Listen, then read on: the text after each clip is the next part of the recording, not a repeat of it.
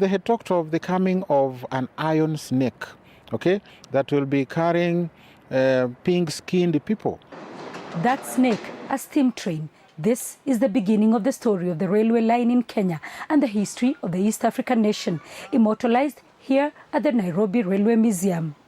The story starts in 1896 in Mombasa when the British began constructing the railway. A lunatic idea is how it was viewed back at home in Britain.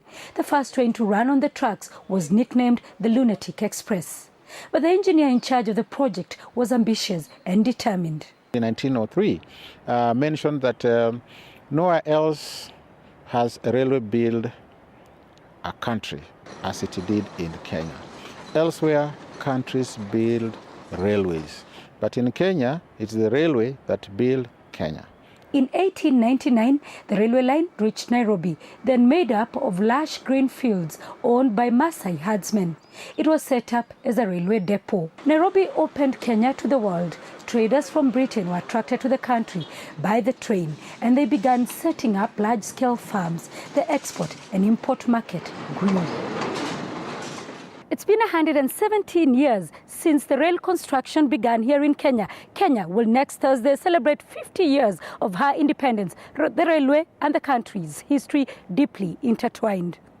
When the colonialists left, the management of the railway, just like the country, was handed over to Kenyans.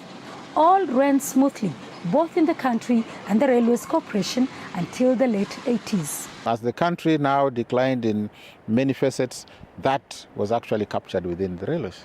More than 100 years since the first track was laid, Kenya is now embarking on an ambitious project to revive and modernize the rail sector.